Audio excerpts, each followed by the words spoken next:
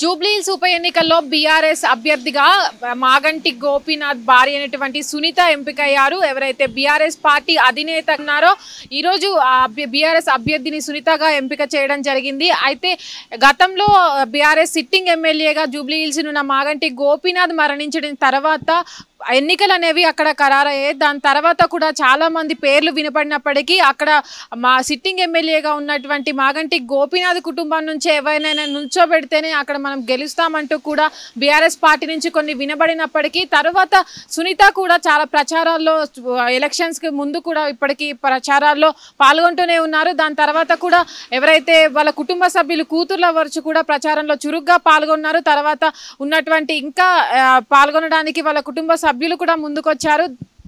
అదేవిధంగా మిగతా పార్టీలు కూడా ఏదైతే పాల్గొంటున్నారో ఎన్నికల్లో అభ్యర్థులను ఖరారు చేయాలని అటు కాంగ్రెస్ పార్టీ అవ్వచ్చు, బీజేపీ పార్టీ అవ్వచ్చు, ఇంకా అభ్యర్థులను ఖరారు చేయాల్సి ఉంది. ఇక ఎన్నికల సమయం కూడా ఎన్నికల డేట్స్ ఏవైతే ఉంటాయో వాటిని ప్రకటించాల్సి ఉంది.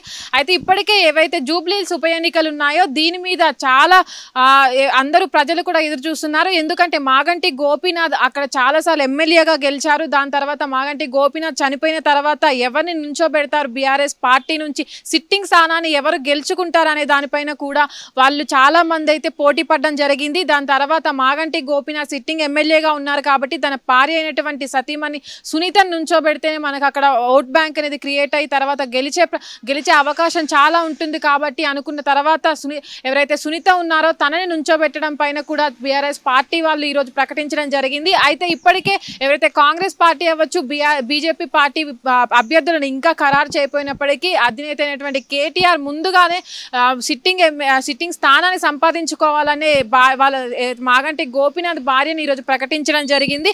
అయితే ఇప్పటి వరకు కూడా సునీత ఎవరైతే భార్య వాళ్ళ సునీత ఉన్నారో ఇప్పటి వరకు ఎప్పుడు కూడా పాలిటిక్స్ పరంగా కానీ బయటకు రాకపోయినప్పటికీ కూడా ఏదైతే సిట్టింగ్ స్థానాన్ని వాళ్ళు దక్కించుకోవాలని కూడా మాగంటి గోపీనాథ్ చనిపోయిన తర్వాత ఎన్నికలు చెయ్యాలి అనే నేపథ్యంలోనే తను బయటకు వచ్చి కూడా తన కుటుంబం అంతా కూడా అక్కడ ఉన్నటువంటి ప్రజల్ని కలవడం, చురుగ్గా ప్రచారాల్లో పాల్గొనడం జరిగింది. దాని సోషల్ మీడియాలో కూడా వీళ్ళు చురుగ్గా ఉన్నారు.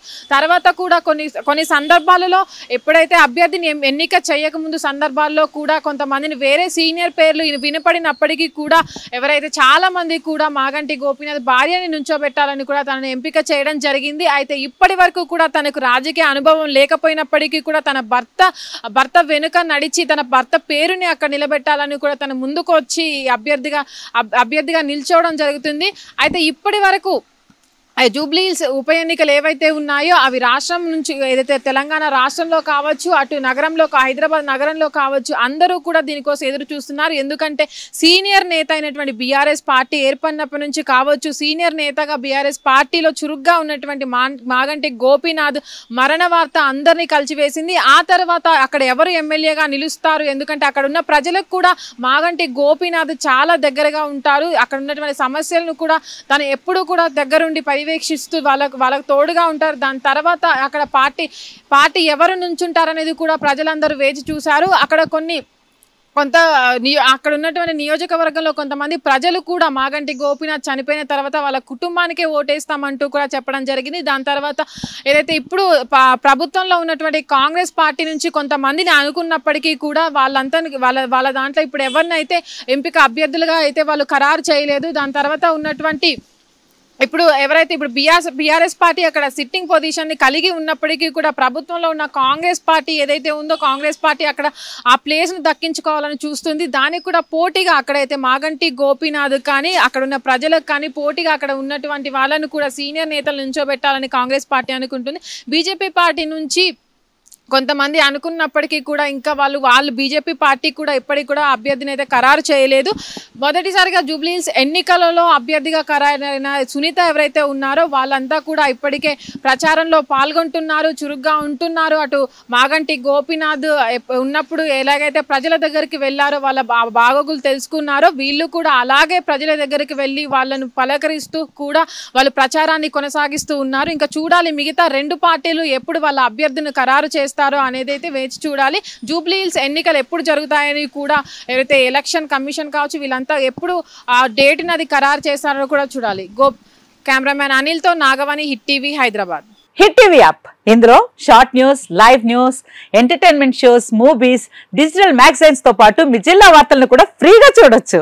ఇంకెందుకు ఆలస్యం, వెంటనే హిట్ టీవీ యాప్ ని డౌన్లోడ్ చేసుకుని ఫ్రీగా ఎంటర్టైన్మెంట్ పొందండి. Hit TV app.